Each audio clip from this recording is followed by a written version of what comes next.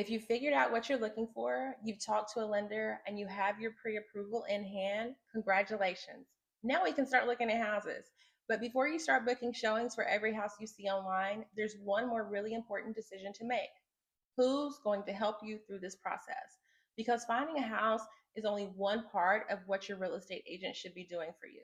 The right agent should help you understand the market, identify opportunities, evaluate properties, write and negotiate your offer, manage deadlines, help you navigate inspections and contingencies, and ultimately help you get from I think I want this house all the way to here's your keys.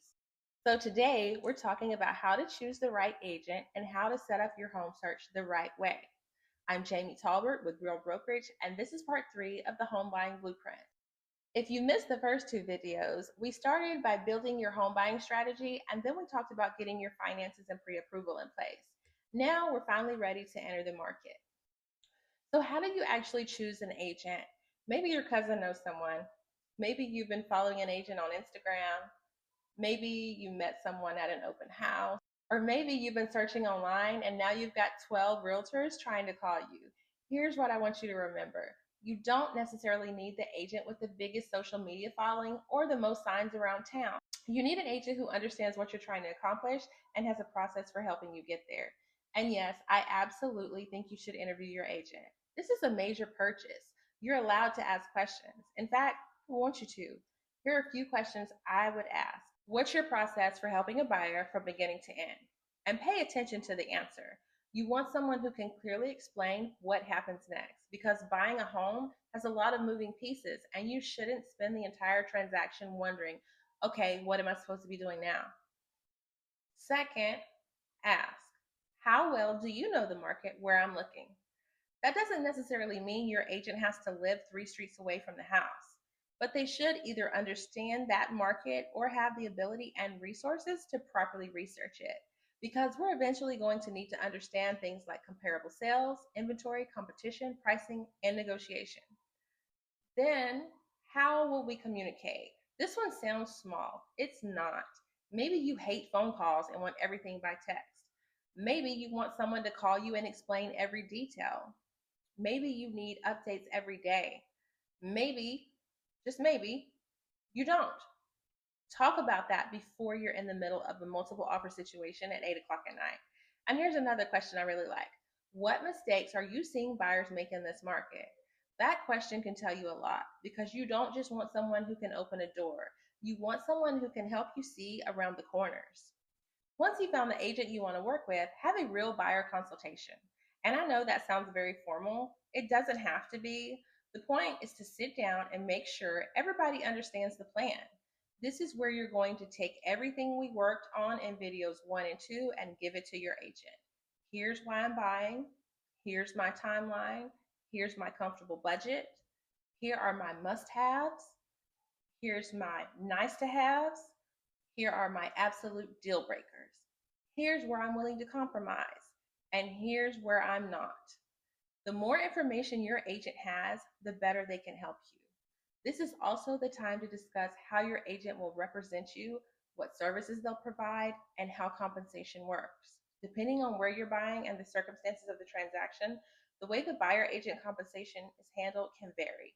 So don't be afraid to ask, how do you get paid? What am I agreeing to? Could I be responsible for any portion of your compensation? You should understand the agreement you're signing before you sign it, and your agent should be able to explain it to you. Okay, now we get to the fun part. We're looking for houses. Your agent is probably going to set up a search based on the criteria you've already established: location, price range, property type, bedrooms, bathrooms, and whatever other criteria matter to you. But here's where I want you to be careful. Don't make your search so specific that you accidentally eliminate good options. Let's say you tell me I need 2,000 square feet. Would you automatically reject an amazing house that's 1,925 square feet? Probably not.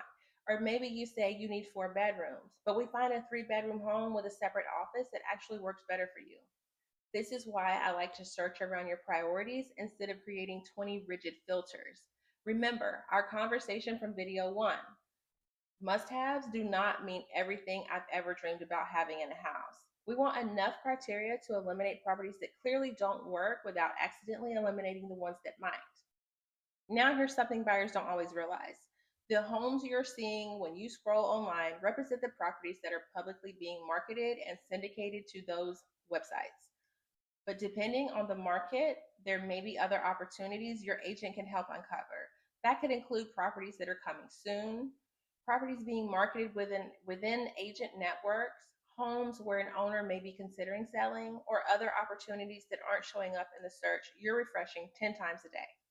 Now, does that mean your agent has a secret list of magical houses nobody else knows about? No. And if somebody tells you that they do, I'd be a little skeptical. But a good agent shouldn't simply wait for you to send them a screenshot of a listing you found online. They should also be actively paying attention to the market, talking to other agents, watching what's coming soon, looking at properties that didn't sell previously, and trying to identify opportunities that fit what you're looking for. That's part of the value of having someone actively working the search with you. Once those listing notifications start hitting your phone, it's really easy to get caught up in the excitement. New listing, another one. Wait, this one has a pool. And suddenly you're trying to see 7 houses on Saturday. I don't want you touring homes just to tour homes. Every property we see should teach us something. Maybe you realize the neighborhood you thought you loved isn't actually where you want to live. Maybe you thought you needed 2,000 square feet and discover that a well designed 1,700 square feet home feels perfect. Maybe you thought you wanted a huge yard until you realize, oh, someone has to maintain this thing. Your search is going to evolve, and that's normal. The goal isn't to stick stubbornly to the list you made on day one. The goal is to become clearer about what actually works for you. And this is where having your original strategy becomes so helpful. Instead of getting distracted every time a new beautiful listing pops up, we can go back to the questions we already answered. Does it fit the budget? Does it support why I'm buying? Does it have the things you actually need? Is the location right? Does the timeline work for you? If the answer is yes, now it's worth seeing. So at this point, look how far we've come. We know why you're buying, we know what you're looking for, we've established your budget and financing, you've chosen the right agent, and now we built a smart home search, which means it's finally time to start touring houses. But touring homes as a serious buyer is very different from walking through an open house and saying, oh, I love this kitchen. Because once you find a house you really like, we need to figure out 3 things. Is this actually the right house? What is it really worth? And what should you offer? That's exactly what we're covering in part 4 of the Home Buying Blueprint. I'm going to show you what to look for when you're touring a property, how to think about the seller's asking price, what the local market tells us about your negotiating power, and how we put together an offer. So make sure you're subscribed so you don't miss that one. And if you're thinking about buying and you'd like help putting your own home buying strategy together, reach out to me. I'm Jamie Tolbert with Real Brokerage. Thanks for watching, and I'll see you in part 4.